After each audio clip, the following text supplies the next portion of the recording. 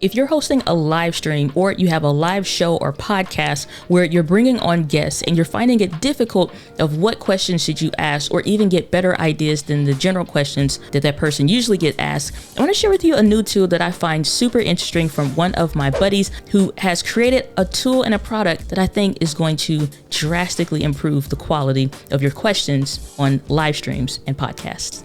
So as someone who has been on a tremendous amount of live streams, interviews, talks, all kinds of things, close to well over 100. I know that usually most of the time people are fighting trying to find a good question to ask. It really takes a seasoned and experienced creator or a seasoned and experienced interviewer that is really going to draw out great questions that is unique to their audience, but it's also something that you probably haven't been asked before. And those good questions and good interviewers are far and few and in between. Now, there's no shade to anybody, but it's just to say that these questions could be improved. Well, I'm super pumped to share with you a new tool that you can start leveraging, and that is Poddex. Now, Poddex is a tool where you can get a physical version or a digital version. We'll be taking a look at the free app and digital version, link to everything in the description, that you can use where you can start to maybe find better questions depending on the niche or the interest or the topic of that person so that you can really start to craft better questions. So let's take a look.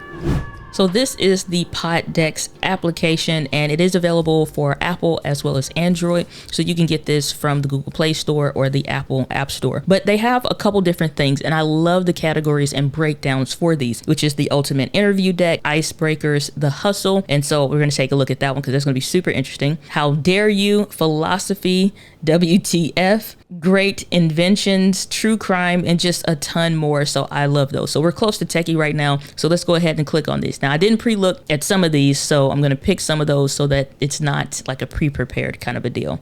So techie, it'll allow me to review or it'll allow me to unlock. And at that point, we can see that there are 70 cards available in this deck. So that's 70 different questions. Furthermore, these are questions that can be expounded upon and specific to the person. So really think outside the box here. So let's take a look. Did you ever get excited to buy a new gadget only to be disappointed by it? I have never been asked a question like this. People only ask questions like, what's new? What are you using? And why do you like it? And what would you recommend somebody that's new or experienced getting into or whatever? But nobody asked what was something that was pretty much a waste of money. If I was going to expound on this question, I would really think about, for example, if this was me interviewing me, then I would think, only to be disappointed by it. Like, what's the most expensive? And just kind of add on that thing. Like, what's the most expensive thing you ever got excited to purchase? You bought it and found out it was a waste of time. Saying something like the most expensive or the cheapest, or even reversing it to saying that what's the cheapest thing that you thought that was going to be a waste of money, but was like an incredible purchase. So now I've not only got this one question, but I've doubled that up. And so I can have about 3 questions now that we just came up with off the fly. So let's move over to the next one. Do you get frustrated by people who are less tech savvy than you are? And this is funny because this is something that would be specific to my interests around like family and stuff. So this wouldn't be profession wise because more or less that's the who I'm dealing with. So that doesn't bother me, but it does piss me off when I have people that are much older than me will give me their device like, here, just fix it. You know it, you can do it. Have no interest in learning and just like want to give me the thing. Not doing it. If you don't want to know and learn how to do it so that I may help you with it this one time, but then, it's like teach a man to fish and he'll learn how to eat forever or whatever. Yeah, you're going to learn how to fish or you're going to starve. That's kind of how it is with me. So that would be something that's funny, a little bit more into myself and insights about me. So that's a cool question. Have you ever done a technology detox? What did you give up and how long did you last?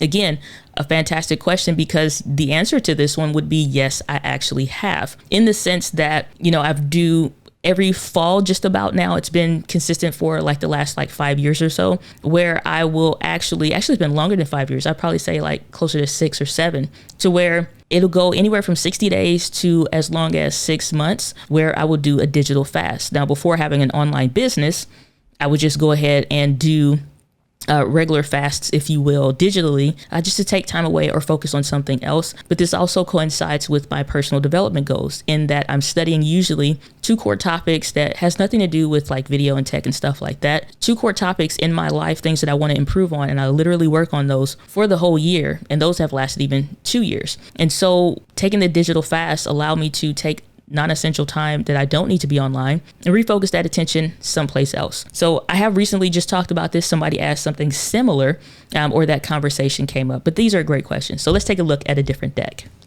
Let's take a look at the Hustle. So this is one that, again, has a ton of cards in it. It's 104 cards. So let's take a preview at this one. What business related book has inspired you the most, or what is your favorite book?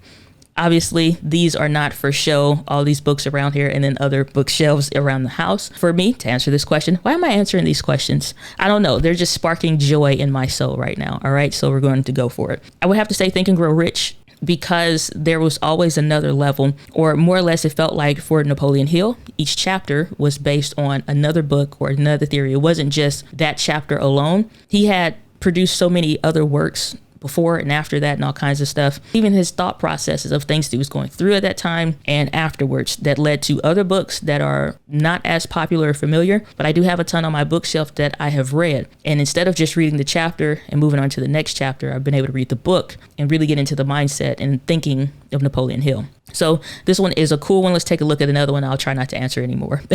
If you had no deadlines, what project or task would you focus on right now? These are fun questions. That's one thing I'm definitely seeing as I go through this. These are fun questions and things that, again, nobody asks. And I've never been asked any of these. So let's take a look at icebreakers. Because sometimes if I'm an introvert and I'm used to presenting and kind of like turning on and just vibing with other people, even virtually. So this isn't so much an issue for me. Sometimes like the vibe that person gets, if it feels weird, then it's just like, all right, I guess I'm gonna chill out.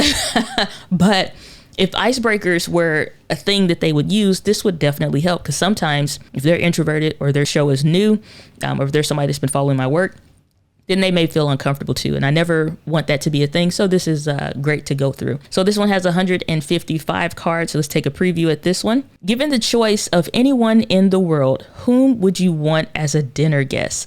Now, this is one that I would personally alter to say living or no longer living anymore. And this would be interesting because you could do both. I wouldn't give one or the option, but I would say, depending on that person, let's say if they're history buff, then I wouldn't pick anybody maybe current, or sometimes I would, depending on what we're talking about. But it's like pick somebody old. Or I would say pick somebody current, because sometimes that's harder. When somebody dies, then you already know all of their works from start to finish, their whole life journey. Whereas when you're still living, we don't know. So I would really think about it. Next one says, what did your 15-year-old self imagine you'd be doing right now? Well, I'm not going to answer that one. These are super fun. When was the last time you felt lit up? May have to do some tweaking for language, depending on who you're talking to and the age demographic, if they understand that language. Because for some of those from you, the 60s and 70s, that meant something totally different. What book would you write, or what would you write a book about? Very interesting. Everybody generally has a book. Even I'm working on one now, so that's super interesting. So this one is super fun. What's your theme song and why? Yes, these are great questions. Okay, so I think we've looked at plenty within this. Just to take a look at the Ultimate Interview deck, 290 cards in this one. Preview, and then we'll move on. Do you have anything autographed by a celebrity? No comment. What is the one thing you'd be really disappointed if you never get to experience? These are so good. I'm not going through all these decks because this could be a whole thing all in itself, but I would highly encourage you to take a look at this. And obviously you can get the physical decks here. And so let's take a look. If you wanted to redeem a physical copy, let's say here, you can log in and I guess get access or sign in or whatever. I'm sure that these are available, I believe, on Amazon. And so this is super fun. I think that most people need to start leveraging these a whole lot more because, again, for the amount of interviews, even if you're a corporate business or things like that, it feels weird trying to figure out how to bring somebody on. It feels weird trying to understand how to really connect with other people that you've never met, or maybe you've been following for a long time. So let me know, is this something that you would purchase? Did you enjoy this video? It's definitely something fun and different, but I really think that if you are getting into interviewing, and just honestly, these are great because it helps you to give more insight and better thinking when it comes to communicating, which is a skill that I highly, highly value.